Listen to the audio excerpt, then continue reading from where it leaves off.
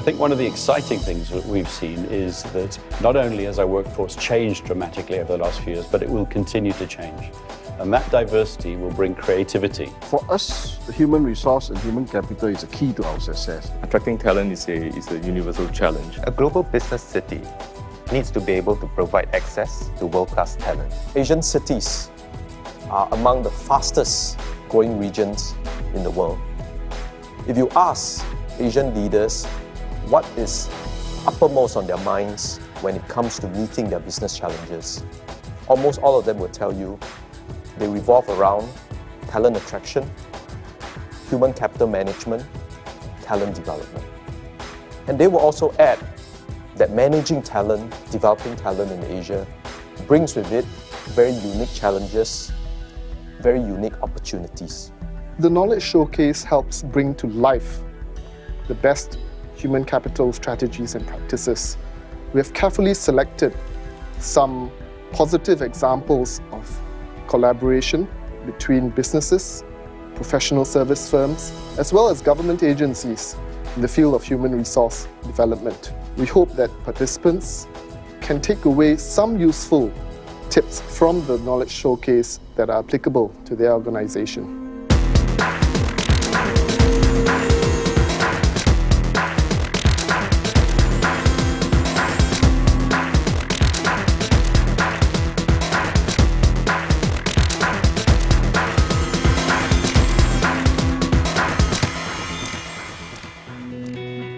What are the critical talent and human capital challenges facing Asia today? And what are the major strategies being taken? Let's hear from some of Asia's key business leaders. Well, I start off with technical skills and domain knowledge. Real estate is now a very demanding industry. You need to know real estate and capital management very carefully. And that is not an easy find. Secondly, we need human resource who are aligned to our core values, to our corporate culture, which is very key to the success of a leader. Thirdly, we need people with international exposure.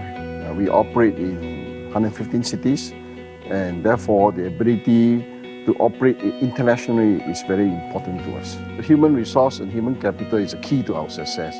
It's not so much of our balance sheet or our asset.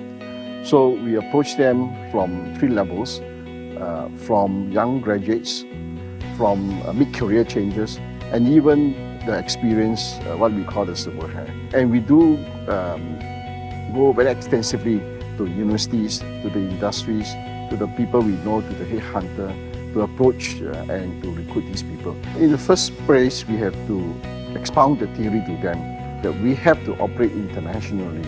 We are now operating in 20 countries. So unless they have this global mindset, they will not be able to, in inverted commas, survive with us. The second point is that we will take them to overseas posting so that they do work overseas to understand the differences between overseas and different countries and different culture and different geography. Third point is to let them do projects even in Singapore, but they are being implemented overseas by way of design, by way of investment, by way of doing monitoring.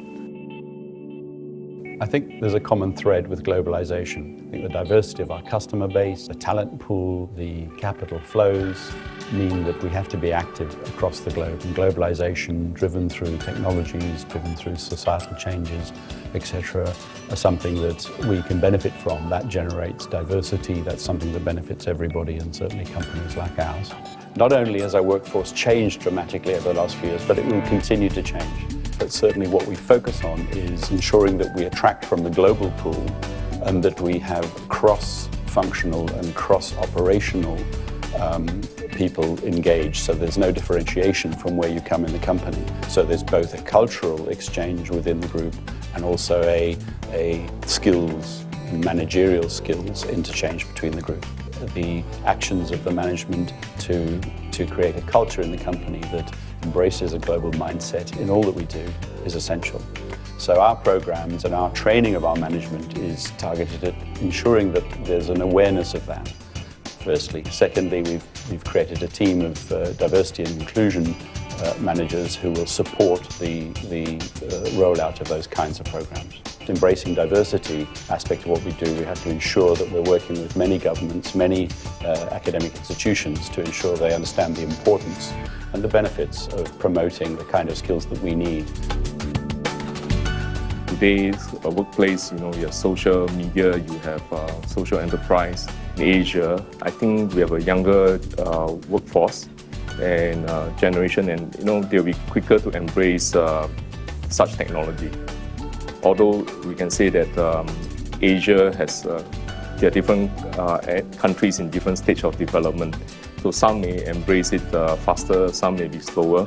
We have adopted a 4-engine approach to handle these challenges. One is to engage our members. Second is to enable our members. Third one is to empower them with the correct skill set. And then hopefully to export their talents within Asia. The leaders for these organizations, they are the best coaches and mentors based on their experience and their success stories. They should be the one to also encourage and share their wealth of experience and expertise. STADA in the recent times have also formed strategic partnerships with local and international organizations to ensure that what we do and what we plan is in line with exactly what the country needs. In meeting Asia's human capital challenges, support also comes from many important government initiatives. Our vision is really for Singapore to be a location where global companies can harness talents to meet their growth needs in terms of business, to meet their needs in terms of innovation.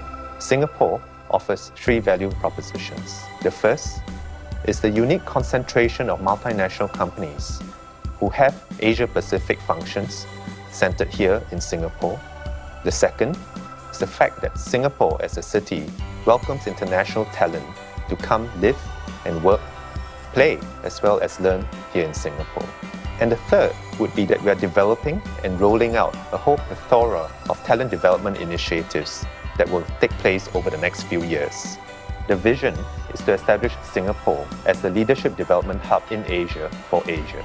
And we are doing this by bringing about and developing an ecosystem that includes leading business schools, corporate universities, and HR consultancies. Since last year, we have identified Nepal Hill at One North to bring about this physical clustering of activities. The first tenant in Nepal Hill is the Human Capital Leadership Institute. This is an institute that Singapore sets up to be the National Centre of Excellence for talent management and leadership development training.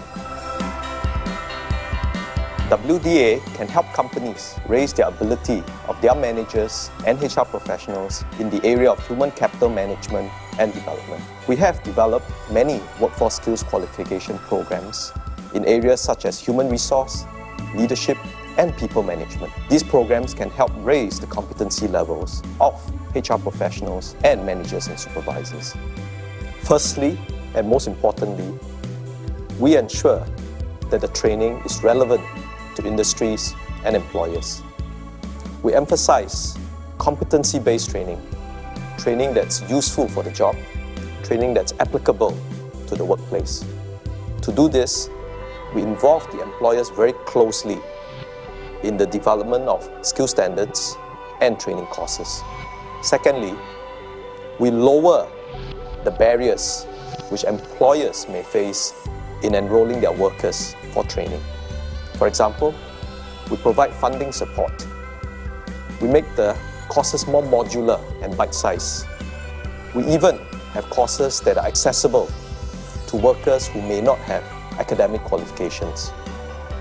And lastly, we try to help employers incorporate the training into their day-to-day business and their day-to-day operations.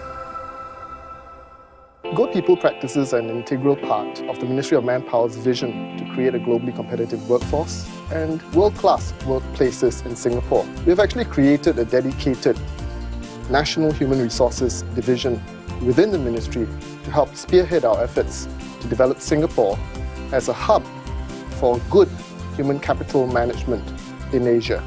And we are doing so in collaboration with our tripartite partners in the union and private sectors, as well as with other government agencies in the Singapore government.